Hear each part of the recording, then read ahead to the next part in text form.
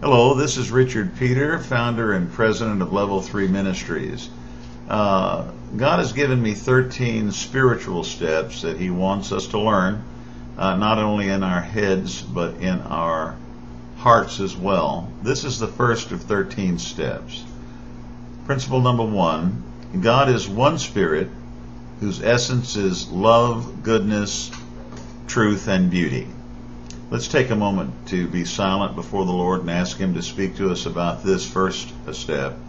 God is one Spirit whose essence is love, goodness, truth, and beauty.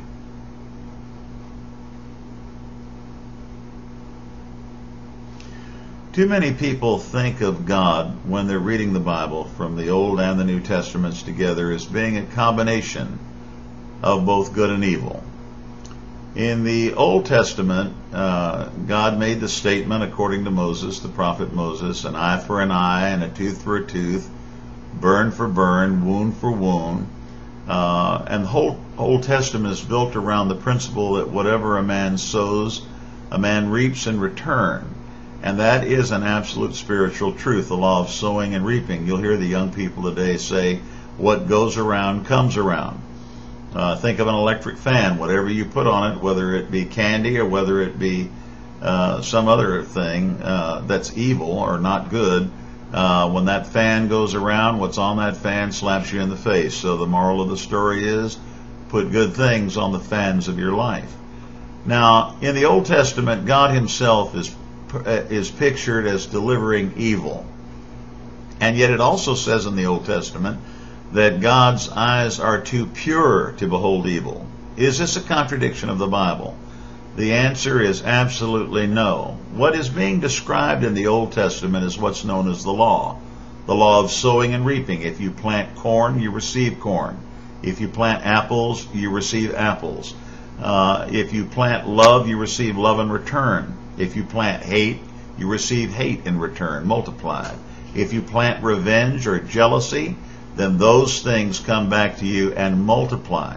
It is not God who is doing the things to you that you think are evil. It's not God punishing you.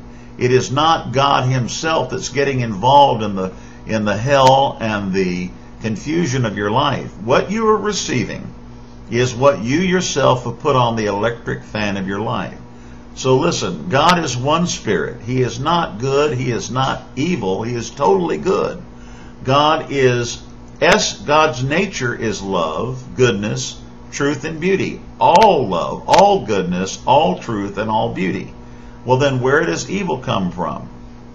All right, I want the entire world, everybody in the entire world, even in the poor countries, have a mirror. I want you to go to the mirror and I want you to look at yourself straight in the eye. And I want you to say, where does evil come from? Does it come from God who gave birth to me? Does in my mother's body God formed Himself as my mind and my body? Is it God who provides food for me to eat and a place for me to live and clothes on my body? And when I don't have these things, He provides them if I had simply enough faith. I know people that are clothed and fed and housed that have no money and no job simply because God loves them with the same love that He has for the stars. So then where does evil come from? I want you to go in front of your mirror. Everybody can either borrow or buy a mirror.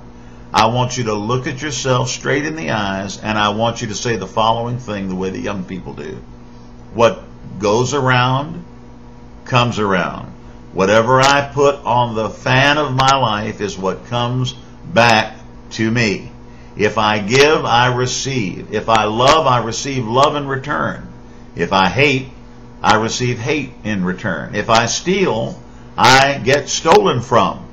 If I commit anything that harms another human being, then that comes back to me. That's what I put on the fan of my life. Now, is that God doing that? Look yourself straight in the eye. Hold that mirror up close. Is it God who is punishing you, or is it you that is punishing you? Now, I'm not trying to get down on any of us, because all of us have committed sins. We've done things that have come back to haunt us. But the mistake that we make is when we blame God for the troubles that we have. We have to take responsibility as individuals and as families, and as communities, and as a nation, for what we do, for what this country does in the way of good, returns to this country, the United States of America, the greatest country on earth, returns back to us. This year we're going to have a very important election on November the 3rd. I hope whoever becomes President of the United States gives 10% of our gross national product, whatever it may be. This is the most productive nation on earth. 10% of the top of every dollar that comes into the gross national product, or you can even be more specific, 10% of what comes into the United States Treasury before it's spent on any government program should be given to feed the poor, to give shelter to the homeless. Not only here in America, but also in all of the foreign countries in the world, and also in terms of our so-called enemy nations. You know, everybody thinks that the most powerful thing about the United States is its weaponry and its military. And I have the greatest respect for them, and I love these men and women in the armed service more than I do life itself. They have defended my right to free speech. They have defended my right to live as a free man. They have defended with their blood my right to vote on November the 3rd. They have defended with all they have. And I have the highest respect for the military.